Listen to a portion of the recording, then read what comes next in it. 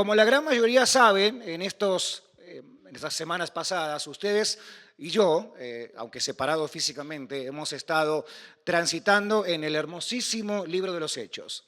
Si trajiste Biblia, te voy a pedir que la tengas abierta justamente en este libro maravilloso. Y si no tienes Biblia, no te preocupes, los textos van a aparecer en pantalla en un momento más. Y los Hechos de los Apóstoles, algunos teólogos lo llaman el Evangelio del Espíritu Santo. La razón por la cual lo llaman así o le designan ese nombre es porque justamente este libro maravilloso tiene que ver con el mover, con la historia. Realmente el protagonista esencial de los Hechos es el mismo Espíritu Santo. Vamos a la Biblia juntos y leamos, si eres tan amable conmigo, si tienes Biblia física o digital o en pantalla aparece el texto. Y en esta mañana quiero hablar acerca de los misioneros desconocidos, de este grupo de misioneros desconocidos que formaron parte esencial de la plantación de la iglesia de Antioquía, que fue una iglesia, y lo sigue siendo, una iglesia medular, una iglesia modelo, si se quiere decir, para el resto de toda la comunidad cristiana hasta el siglo XXI. Hechos de los Apóstoles, capítulo 11, versículo 21 en adelante. Cuando lo tengas, me dices un fuerte amén. El texto aparece en pantalla. Dice la palabra de Dios hablándonos del mover del Espíritu Santo en el libro de los Hechos. Miren esto. El poder del Señor estaba con ellos y un gran número creyó y se convirtió al Señor. La noticia de estos sucesos llegó a oído de la iglesia de Jerusalén y mandaron a Bernabé a Antioquía. Cuando él llegó y vio las evidencias de la gracia de Dios, se alegró y animó a todos a hacerse el firme propósito de pertenecerles fieles al Señor. Pues era un hombre bueno, lleno del Espíritu Santo y de fe. Un gran número de personas aceptó al Señor. Después partió Bernabé a Tarso en busca de Saulo y cuando lo encontró lo llevó a Antioquía. Durante todo un año se reunieron los dos con la iglesia y enseñaron a mucha gente. Fue en Antioquía, escuche este detalle muy particular, donde los discípulos se llamaron cristianos por primera vez. Señor, gracias por tu amor incondicional sobre nosotros y ahora te rogamos que tu Espíritu Santo nos hable por tu palabra, como siempre lo ha hecho cada vez que vamos a ella con un corazón sensible. En tu nombre oramos y la iglesia entera dice amén conmigo. No hay emoción más grande que ver los hechos con lentes un poquito más ajustados de lo normal. Porque quizás nos perdemos el detalle de que Hechos de los Apóstoles no es un grupo de personas que se juntan en un lugar, aproximadamente 120 personas, lo que se conoce en el capítulo 1 como el lugar alto. No es un grupo de personas, síganme la idea por favor porque esto es medular para el mensaje, no es un grupo de personas que se reúnen y entonces el Espíritu Santo viene sobre ellos y comienza a actuar a través de ellos. Síganme la idea principal, sino que es literalmente a la inversa. Es el Espíritu Santo el centro de esa reunión convocada por el mismo Espíritu Santo por orden de Jesús. Jesús dice, quédense aquí porque va a venir sobre ustedes el regalo, el soplo del Espíritu Santo. Jesús decía, yo no los voy a dejar, voy a estar con ustedes. La mayoría de ustedes han escuchado de los primeros mensajes, las primeras enseñanzas de esta serie que hemos llamado el libro de los Hechos, que justamente tenía que ver con el derramamiento del Espíritu Santo. En el capítulo 2 de Hechos nos enseña justamente lo que vulgarmente conocemos como el día de Pentecostés, el día en el que los 120 reciben el bautismo, la inmersión del Espíritu Santo para tener una sola misión, una sola causa. ¿Cuántas misiones? ¿Cuántas causas? Gríteme fuerte, solo una. Entonces, síganme la idea, era el Espíritu Santo y la gente alrededor, no al revés. Vamos a recordar ese texto, Hechos capítulo 1, versículo 8. Sé que algunos hasta de memoria lo podemos llegar a recitar. Y entonces dice Jesús, todavía antes de ascender al cielo, Pero cuando venga el Espíritu Santo, dice Hechos 1:8, aparece en pantalla en un momento,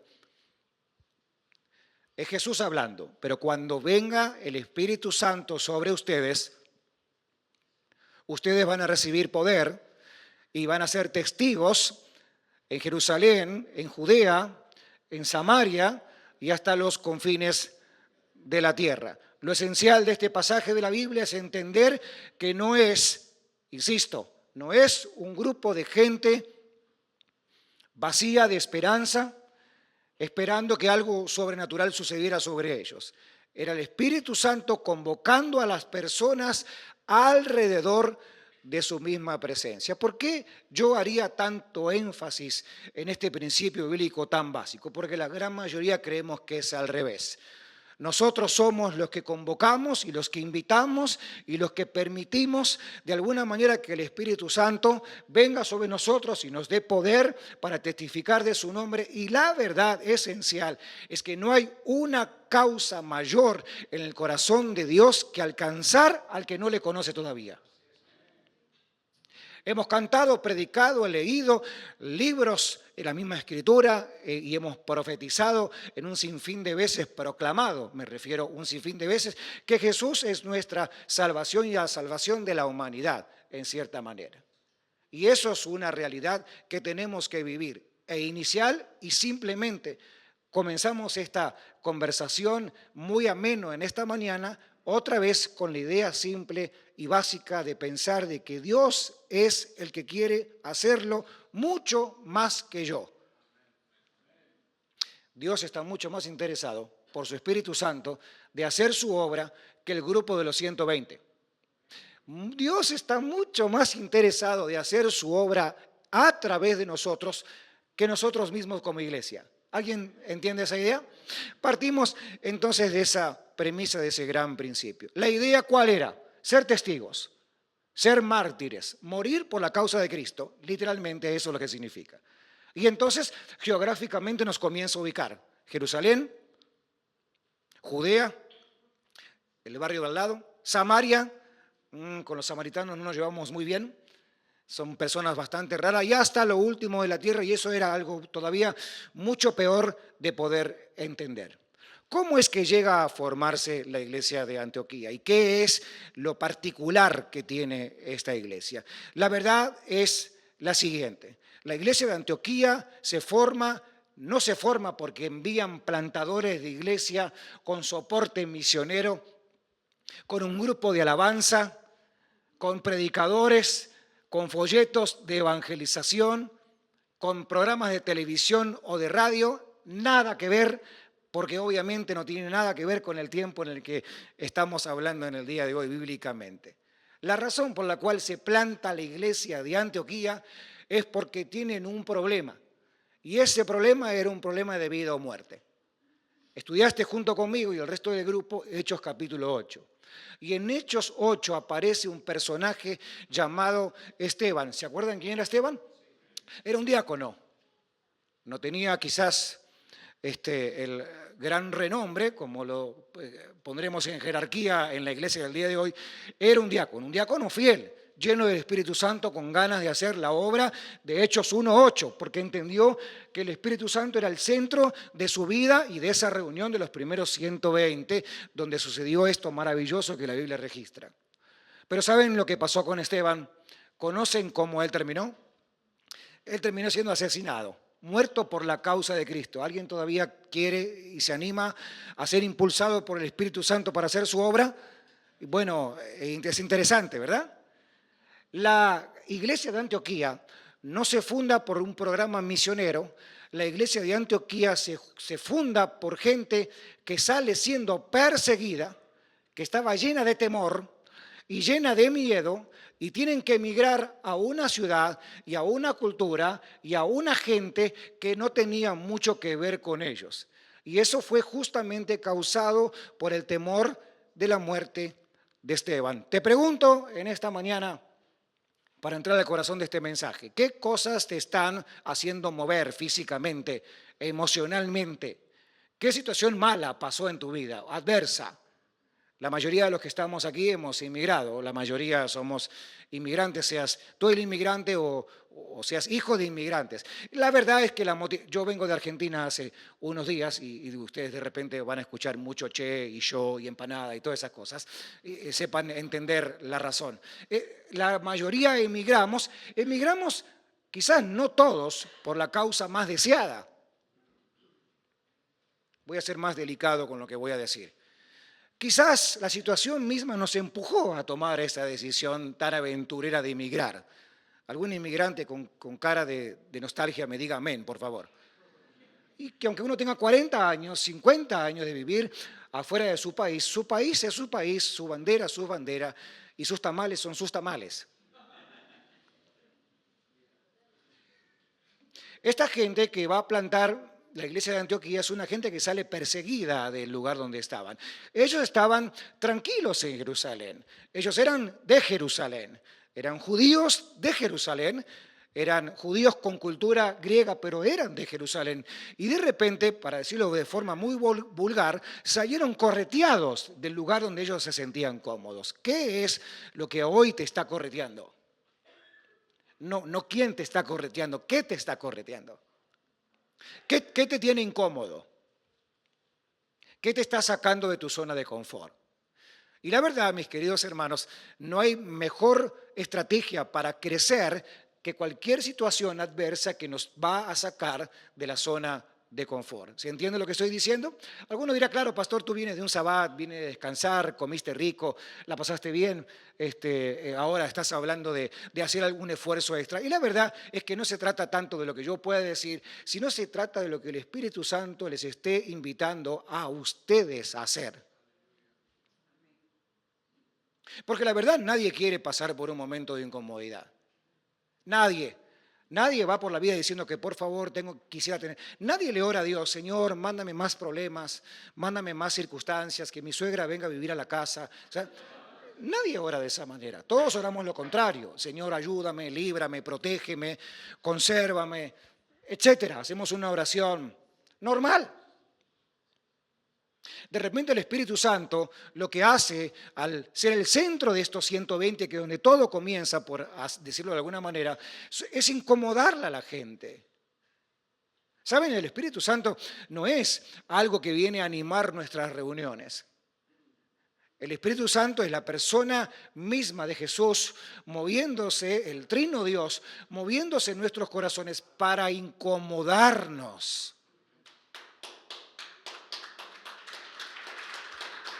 Eso es a veces un poco incómodo y difícil de entender. Sobre todo por esas cosas que uno, si eres como yo, que te gusta tener dominio y control de las cosas de alguna manera bajo el control, yo quiero saber lo que va a pasar.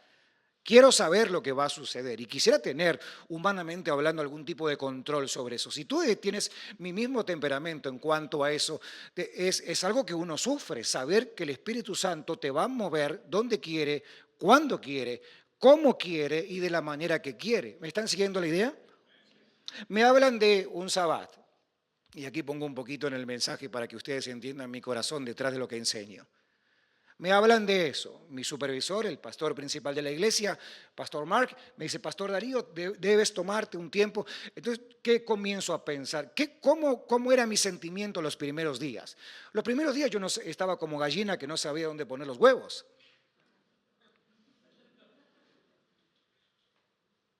Mi esposa me decía, no te aguanto. Antes no te aguantaba y ahora menos. Casi me busca otro trabajo, si veas, no sé, chofer de Uber, algo. Sal de la casa, haz algo diferente, sal a orar, camina, ora por los enfermos. O sea, porque es algo incómodo para mí. ¿Me están siguiendo la idea?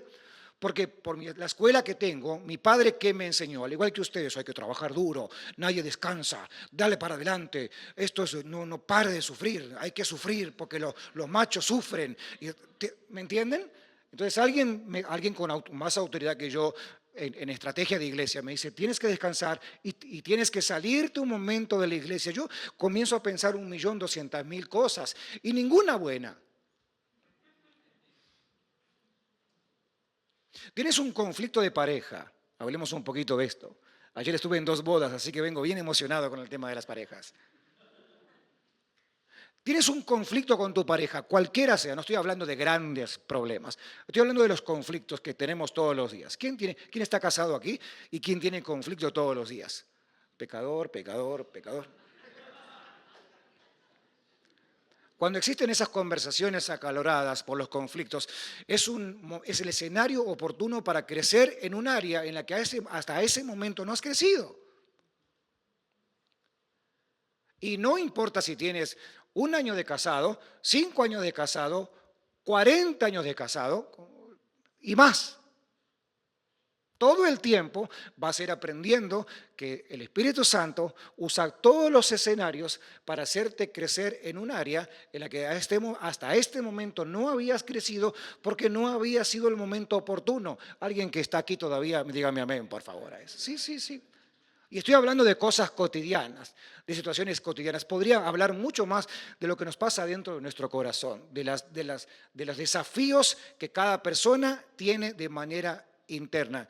Yo sé que el escenario de la incomodidad no es un escenario apropiado, deseado, en el cual uno invertiría y pagaría dinero por tener. Pero, mis queridos, hay una gran noticia que tengo para darte, es que el Espíritu Santo está interesado en llevarte a escenarios incómodos, muy incómodos, aunque sean trágicos a veces, muy incómodos para que podamos sacar y hacer la obra que Él nos llamó a hacer. Alguien tiene que aplaudir a esa verdad.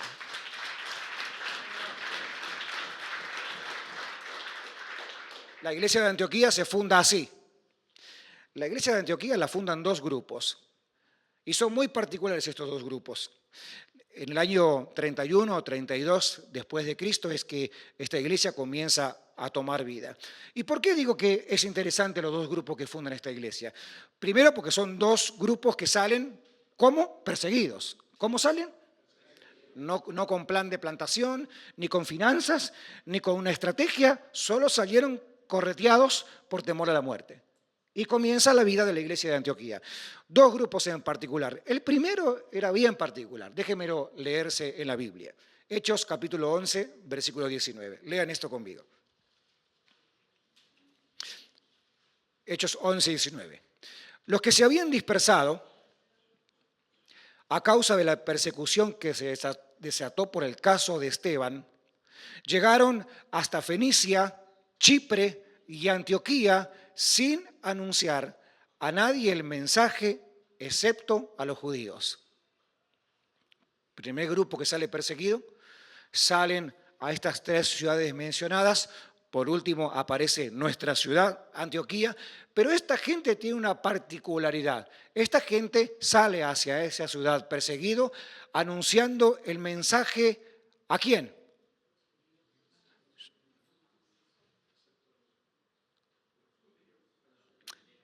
Solamente a los judíos. A ver, síganme la idea. Salen perseguidos, sabían que tenían que anunciar, ¿se acuerdan? Hechos 1:8. Vayan por toda la ciudad y seanme testigos. Pero este grupo, el primer grupo que sale expulsado por el temor a la muerte, ¿le predica a quién? Les predica a los que le caían bien nada más. Este primer grupo les predica a los que inclusive tenían la misma forma de pensar. Este primer grupo le predica solamente a los de su rancho. Solamente a los de su familia, porque yo quiero que se salve mi sobrino, mi primo y mi cuñado. Mi cuñado no, porque no me cae tan bien, pero mi cuñado por ahí me cae un poco mejor. Y entonces comienza, esto es bien particular, comienza inconscientemente, escúchenme, síganme la idea, inconscientemente comienza una selección a quién yo debo predicarle el Evangelio y a quién no. ¿Quién puede estereotiparse con lo que yo creo que puede llegar a ser la persona que adecuadamente pueda formar parte de mi congregación? Es decir, yo podría decir, vengo a predicar a la ciudad de Chino y yo le voy a predicar solamente a los de Ontario. Y quizás quisiera que los de Rancho Cucamonga, ya de Fontana, San Bernardino para abajo, ya usted sabe, la cosa baja, ya para Muscoy, allá donde del diablo perdió el poncho, ya la gente allá es de otra calidad. Algunos conocen para ese lado, me pueden decir amén si quieren, si no, no se preocupen. Lo que intento decir es que como no es un sector que a mí me parece muy agradable para salvar un alma y traerla a la iglesia, yo ¿de dónde es? ¿Cuántos países tengo representado en este grupo? A ver, dígame de dónde usted es. Colombia, de Cancún, ajá, es un país aparte, es cierto. Yo te entiendo porque yo soy de Buenos Aires, también yo te entiendo, que eso que es otra cosa. Alguien dijo de Colombia y voy a tomar solamente ese ejemplo, con permiso, mi querido compatriota. ¿Qué tal si yo digo ahora solamente, ok, salí perseguido y estoy obedeciendo a regañadiente, pero estoy obedeciendo, y ahora voy a comenzar a hacer lo que Dios me mandó a hacer? Y voy a solamente hablarle a la gente de Colombia porque me caen bien, parce. Porque, no sé, porque ya ustedes saben, lo colombiano, el café, ¿no? La música y cha y toda esa fama que tienen de ser buena gente. Digan amén, por favor, hágame quedar bien con el... Y entonces me cruzo con un hondureño y el hondureño no, otra cosa, bailan punta, hablan raro. No. Guatemala, no, tampoco, los tamales son muy chiquititos, de repente es muy complicado, tampoco. ¿Se entiende? ¿Que causa gracia lo que le digo? Pero eso es lo que esta gente estaba haciendo. Hay personas que obedecen por la mitad, que hacen pero no hacen, que hacen, son impulsadas a hacer, está bien, me persiguieron, me enviaron, tuve un conflicto, ya entendí, Señor, entendí. Pero ahora voy a hacer lo que me mandaste a hacer, pero lo voy a hacer con que a mí me parece que lo tenga que hacer. ¿Se entiende la idea? Y eso es un gravísimo error que la iglesia puede llegar a cometer si no se da cuenta que lo esencial de la vida de la iglesia es el Espíritu Santo primero y después todo lo demás.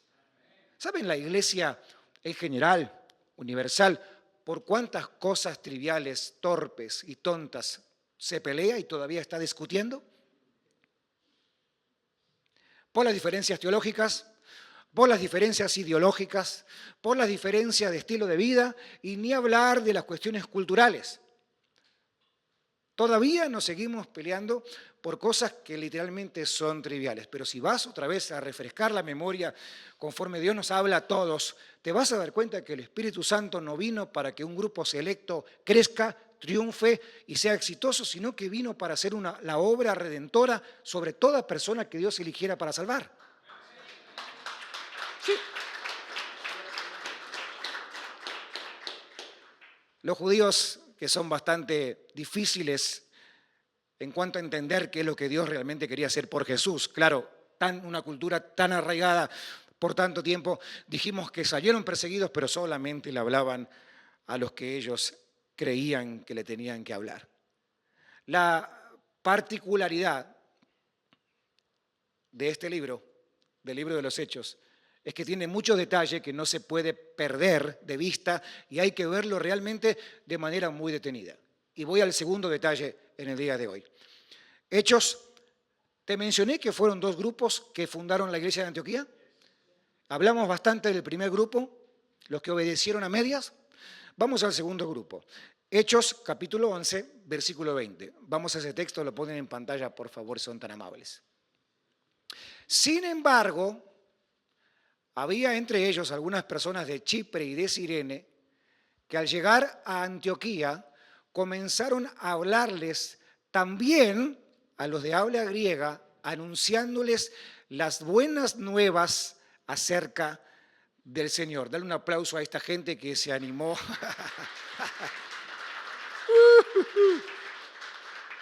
Y entonces, ¿qué estamos aplaudiendo? Estamos aplaudiendo que hubo un grupo de judíos que salieron perseguidos y le predicaron solamente ¿a quién? A los judíos. Pero el Señor, en su inmensa gracia y misericordia, preparó un segundo grupo.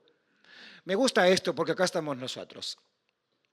Este segundo grupo eran personas, escúchenme bien, eran personas judías viviendo en Jerusalén, de cultura judía 1000%, pero que habían entendido la cultura griega. Hablaban el idioma y se podían mezclar entre la gente. Ay, esto me encanta, ¿eh? Síganme la idea. Se podían mezclar entre la gente. En este tiempo que estuve físicamente afuera de la iglesia, honro el llamado que Dios me dio Me encanta el trabajo que tengo, que en realidad no es un trabajo, es una vocación, un privilegio enorme, el que Dios nos ha entregado a mi familia y a mí. Sin embargo, una de las estadísticas más fuertes que en algún momento pude leer es que los pastores perdemos contacto con la gente normal, solo puro oveja negra algunas, pero ovejas. Perdemos el contacto con la gente normal por la vida, por el estilo de vida que tenemos, que es ¿dónde? En la iglesia. Yo te pregunto a ti, ¿yo con quién hablo? Y con ustedes. ¿Y con quién vivo? Y con mi esposa. ¿Y mi esposa qué es? También es otra creyente. ¿Y qué otra cosa hace usted, pastor? Pues voy a la tienda de vez en cuando me obligan. Voy al gimnasio también, de vez en cuando también, cuando la panza también me obliga. Y tengo contacto con quién? Con gente muy superficial, un ratito, una conversación. Las conversaciones más largas que yo tengo con gente no cristiana es, ¿cuánto es? 48,25. ¿Va a pagar efectivo o con tarjeta? Esa es la gran conversación que tengo con gente no creyente. ¿Qué ha sucedido en este tiempo de descanso? Para mí he tenido mucha relación con gente no creyente. Y me ha encantado estar con gente que no tiene mi misma fe. ¿Por qué me encantó estar con gente que no comparte mi fe o que comparte otra fe o que tiene otra forma de pensar? Porque es la manera en la cual yo puedo hacer brillar la verdad que tengo adentro. ¿Se entiende lo que digo? Y entonces tengo la oportunidad de meterme entre ellos, no ser como ellos, meterme entre ellos y compartir lo que yo tengo de diferente a ellos. Cuando uno se vuelve muy evangélico, escuchen bien lo que voy a decir y entiéndase la expresión, cuando uno se vuelve muy evangélico, no cristiano, muy evangélico, uno se vuelve hermético. Amén. Se vuelve uno tan hermético que es como la mafia. Nadie sale, pero tampoco nadie entra. Somos la versión moderna cristiana de la mafia. Entonces, ¿qué tal si yo te dijera que si nos ponemos a hacer como hasta ahora, la obra del Señor literalmente como Él nos mandó a hacer, así como a la iglesia primitiva, de repente vas a tener sentado en el banco al lado tuyo a una persona que no va a entrar en tu estereotipo de persona? Se va a vestir diferente, va a hablar diferente, va a tener un aspecto diferente, va a comportarse de manera diferente. Y entonces comienza el gran dilema, ¿qué es lo que tenemos que hacer ante ellos? Dos cualidades que podemos tener. O somos judíos hablándole solamente a los judíos, cristianos hablándole a más cristianos, o somos judíos, si se quiere decir de alguna manera, metidos en el mundo griego. En nuestro caso, sepan entender que somos griegos metidos en el mundo griego, somos la iglesia que el Señor inserta si alguien tiene alguna duda de esa. Sin embargo, somos personas creyentes que nos vamos a involucrar en la cultura en la que nosotros vivimos. ¿Cuánto hace que no compartes con gente que es no creyente? Yo sé, alguno me dirá, pastor, es tan incómodo, tú no sabes. Mi tío, el borrachín, siempre se enoja y siempre comienza a hacer groserías. No estoy diciendo que te metas donde no hay que meterse, ni que hagas lo que no tenemos que hacer, pero no podemos dejar de ser luz, mis queridos hermanos. No podemos ser creyentes hablándole a creyentes solamente todo el tiempo. Está muy bien que nos juntemos, es hermoso que cantemos, es tremendo las reuniones en las casas, maravillosos los cursos que tenemos para parejas, es fenomenal las fiestas de cumpleaños que hacemos con todos creyentes, pero ¿qué tal si intencionalmente, escúchame la idea, intencionalmente comenzamos a abrirnos un poquito más para compartir con gente que nosotros sabemos que tenemos que hablar y comportarnos, o por lo menos involucrarnos en sus vidas, para que desde ese permiso que nos den, podamos nosotros mostrarle la luz de Cristo que transforma y cambia vidas hasta el día de hoy. Alguien se tiene que animar a aplaudir este asunto. Sí, sí.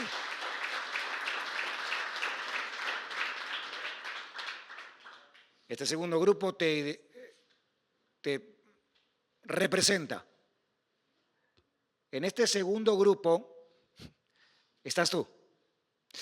Este segundo grupo es el grupo formado por los misioneros desconocidos. Hay mucho más que enseñar y lo voy a hacer en los próximos domingos con la ayuda de Dios y tu paciencia. Pero voy a tratar de cerrar la idea de este inicio o segunda parte de la serie de Hechos de los Apóstoles.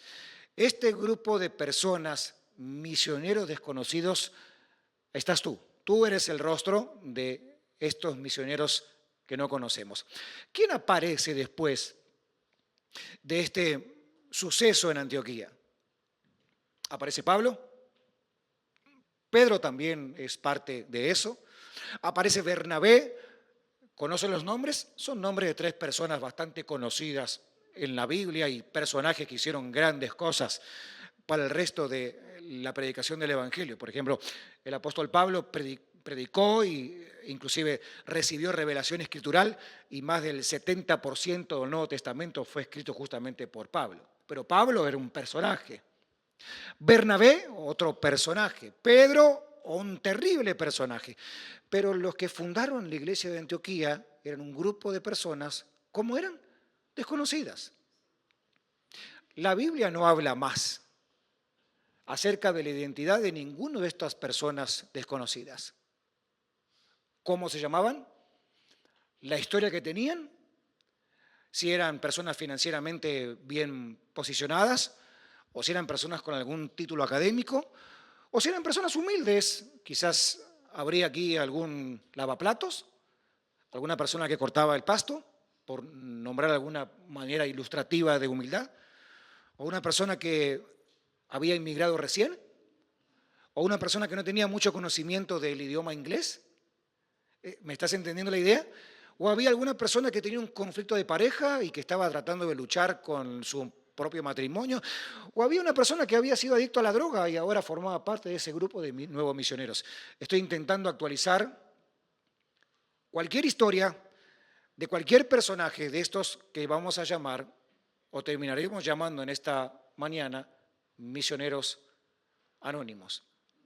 El gran error es pensar que alguien tiene que estar extremadamente preparado, intelectual, teológicamente, emocionalmente resuelto en toda su vida para comenzar a hacer la obra de Dios.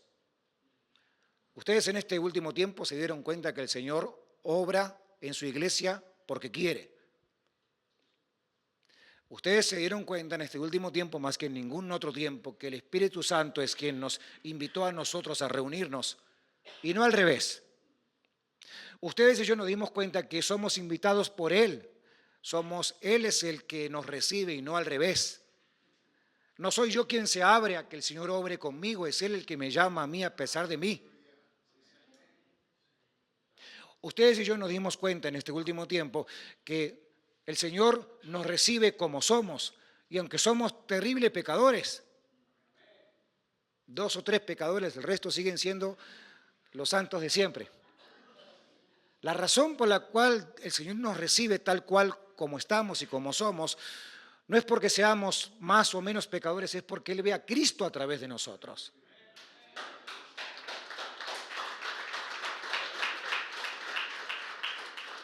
Y entonces, para cerrar la idea, el propósito aquí es con todos. Antioquía no esperó que Pablo llegara, o que Bernabé llegara, o que Pedro llegara. Esta iglesia solamente se comenzó a mover como iglesia porque la gente, permítanme la expresión, no es la más correcta, pero es la que se me ocurre, con gente común. ¿Con gente qué? Hágame un favor grande en esta mañana. Mire al de al lado, mírelo, obsérvelo. ¿Cómo lo ve?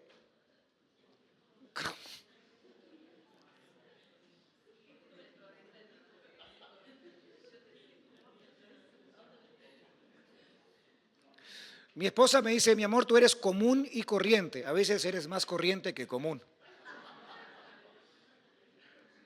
Así como ustedes la ven de bonita y buena, no es así. Pregúntenme a mí.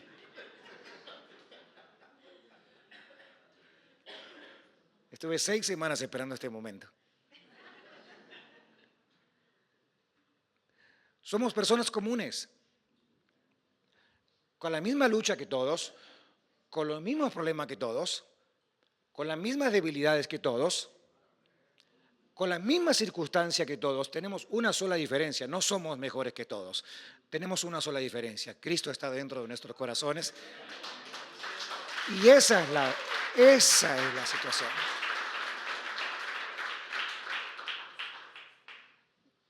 Quizás podemos caer en el error de mostrar perfección cuando la verdad que el perfecto es Él. No corras en la vida mostrando perfección a nadie. Sería una torpeza, un desgaste de energía, de salud mental y emocional querer mostrar perfección a quién. Yo sé, uno se siente orgullosamente perfecto y contento cuando las cosas le van bien y no hay grandes turbulencias en la casa y no hay grandes pecados que resolver, no hay grandes rocas que correr. Uno se siente, el ego de uno se infla, y aunque no seas argentino. Amén. Cuando dice, qué bien que me va, cómo me lo merezco, qué bonito que soy, cómo me quiero. Y uno se infla un poco, dice, claro, eso me va bien porque he orado, y porque he ayunado, y porque he leído la Biblia, y últimamente me he congregado y hasta he diezmado. Y uno dice, wow, me va bien por eso. La verdad que te va bien porque Dios te ama y su gracia está sobre ti. Eso es todo, nada más. Cuando el mundo ve un perfeccionismo en el creyente vacío, eunuco, sin fruto, abortivo, la gente se asquea de eso. Uno dice, ¿para qué? ¿Ser creyente para qué? ¿Para caminar todo acartonado por la vida pensando que la vida es toda perfecta? ¡No! Sin embargo, cuando hay personas que se animan a meterse en el mundo de los griegos y hablarle en el lenguaje de los griegos, se meten en el mundo de la gente común, como nosotros, a mostrarle a Cristo por sobre todas las cosas, algo maravilloso puede suceder. Y es que el Espíritu Santo ahí es donde comienza a orar. ¿Alguien está siguiéndome la idea? Voy a terminar ya. Entre el capítulo 11 y el capítulo 13 pasan aproximadamente entre 12 a 18 años. Y el apóstol Pablo, en Hechos capítulo 13, antes de ser apóstol, va a comenzar su apostolado. Y va a ser enviado como misionero, escúcheme, va a ser enviado como misionero por la iglesia de Antioquía. ¿Por qué iglesia? Entre Hechos 11 y Hechos 13, 12 y 18 años, Hechos 13 te va a relatar cómo Pablo es enviado como misionero. Volvamos unos capítulos para atrás. ¿Quién había sido el perseguidor, en Hechos capítulo 8, de Esteban? Inclusive celebró el asesinato de Esteban y persiguió a la iglesia. ¿Quién fue? Qué sinvergüenza el Pablo. Saulo de Tarso persigue la iglesia. ¿Qué hace? Y entonces él la migra. ¿Ven? Persigue la iglesia. En Hechos 8, Pablo persigue la iglesia. Saulo persigue la iglesia. Mata a Esteban. Todo el mundo sale corriendo y salen disparados ¿hasta dónde? Aquí estamos en Hechos 11, a Antioquía. ¿En dónde? Y entonces ahora, luego de su conversión, llega Pablo a ese lugar. En este tiempo tan corto, en Antioquía, todavía había familias que podían saber y conocer que Pablo había sido la causa por la cual ellos habían salido correteando o correteados. Es como que te encuentres con la persona que causó tu inmigración. Es como que te encuentres con el oficial de la inmigración que te dijo que no. Es como que te encuentres con el que te cerró la puerta.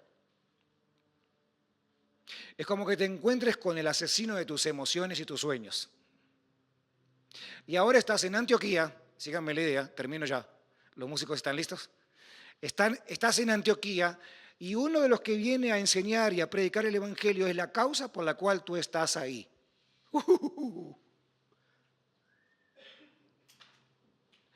Antioquía fue en Hechos 13 la iglesia que envió a Pablo como misionero.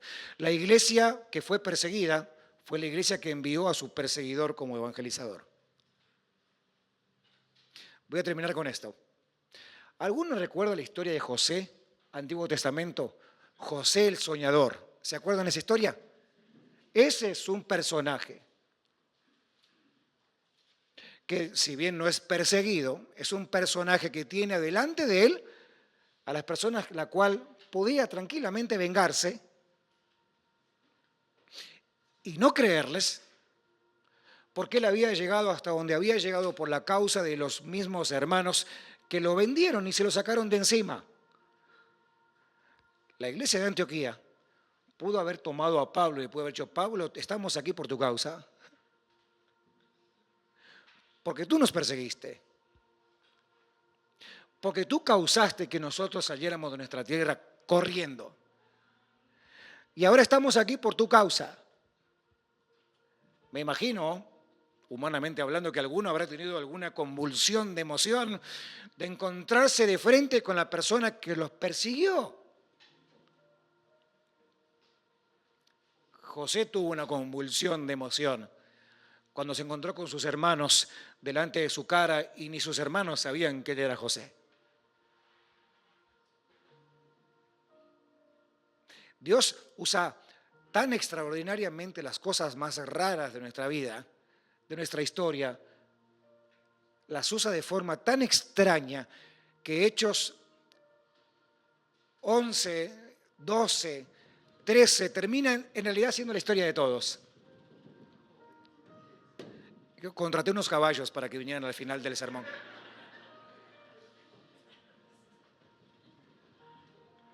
Y pensar que tu hijo está ahí arriba.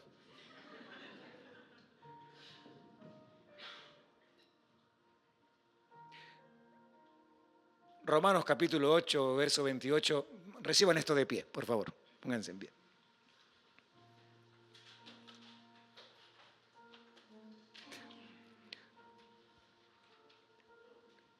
Romanos 8, 28 es un pasaje que ustedes tienen que acordárselo de memoria. Y no solamente para guardarlo en su memoria por un versículo más para tener en mente. Quizás en ese pasaje ustedes van a encontrar respuestas, mis queridos, a las preguntas que tienen del pasado y las preguntas que tendrán en el futuro. Dice Romanos 8:28 que a los que amamos a Dios, todas las cosas ayudan, asisten, proveen para el bien. ¿Para qué Antioquía o la gente que fundó Antioquía, qué parte buena hay en esta persecución? Que fundaron una iglesia multicultural, una iglesia para todas las personas, una iglesia fundada por la gente, la iglesia haciendo iglesia. Y ese es el sueño de cualquiera, que la iglesia haga iglesia. No que las estrellas de turno hagan iglesia. No que el super Bernabé o el super Pablo o el super Pedro hagan la iglesia. La gente, el grupo de misioneros desconocidos que fueron tan perseguidos y tan dolidos y tan afectados, pero que no dejaron de predicar el evangelio. Y entonces ahora tomarían a Pablo para enviarlo y sostenerlo para que Pablo ahora haga la obra. En realidad, que no persiga más gente, sino que ahora los saque de las tinieblas y los ponga en la luz admirable. Qué alegría será para mí saber que con el tiempo, con el crecimiento, con la madurez de la iglesia de Bridge en Español, los que alguna vez fuimos perseguidos, ahora enviemos a los perseguidores a predicar el evangelio. Qué privilegio será para nosotros saber que somos una iglesia de personas desconocidas.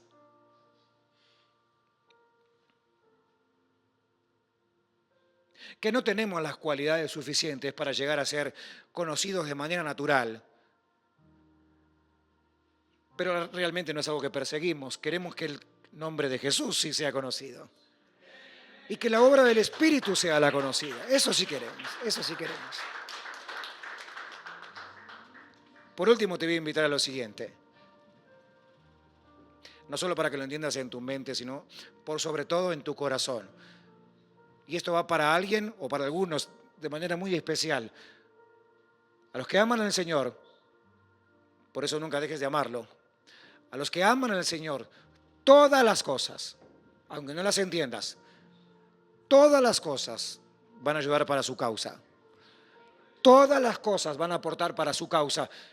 Todas las cosas aportarán para el sueño de Dios para ti, no para tu propia estrategia de sueño personal. Todas las cosas, aunque no las entiendas hoy, van a aportar para la predicación del Evangelio. Todas las cosas van a aportar para la extensión de su reino. Alguien tiene que decir amén a eso. Todas las cosas.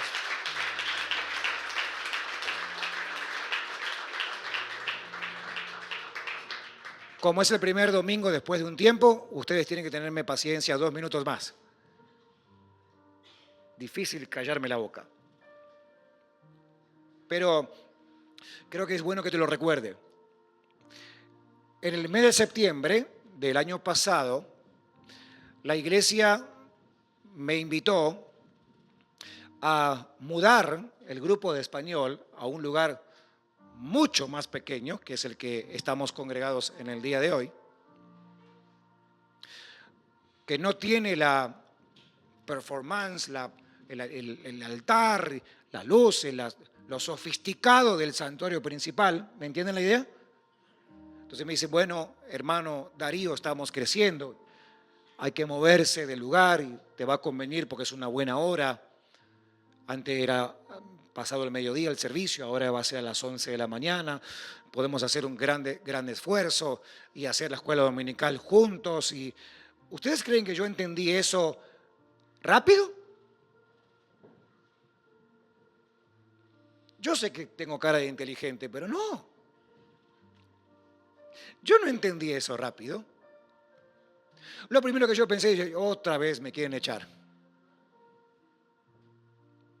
Otra vez me quieren sacar. Y entonces voy caminando a mi casa todo culpable. Señor, ¿por qué no crecemos? Señor, ¿por qué no tengo dinero como tienen ellos? ¿Por qué no soy guapo como son ellos? Aunque eso, ¿saben qué? No, realmente no dije eso. Porque cuando algo te sucede y te impacta, no todo ayuda para bien así. A ver, ¿quién se pone contento aquí cuando tiene un problema delante de sus ojos? Y uno dice, Señor, gracias te doy. Por más creyente que seas, te vas a sentir frustrado, enojado, preocupado. No sé lo que te pueda llegar a pasar en tu emoción, pero algo va a pasar.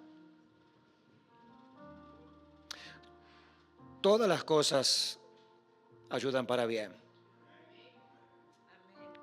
Por la gracia de Dios, estando en este lugarcito, el Señor, por su fidelidad, ha comenzado a salvar y a enviar hombres y mujeres misioneros anónimos. Y aquí están. Mírelo, por favor, es el que está a su lado, mírelo. Qué misionero anónimo que tenemos al lado. Tremendo. Que estamos juntos comenzando, uniendo fuerzas y por la causa, comenzando a predicar el Evangelio con mayor entereza, con más fluidez, con mayor madurez, si se quiere. Y si Dios así lo permite, un año después, septiembre del 2024, si Dios nos da gracia para eso, en español tendremos 2 servicios.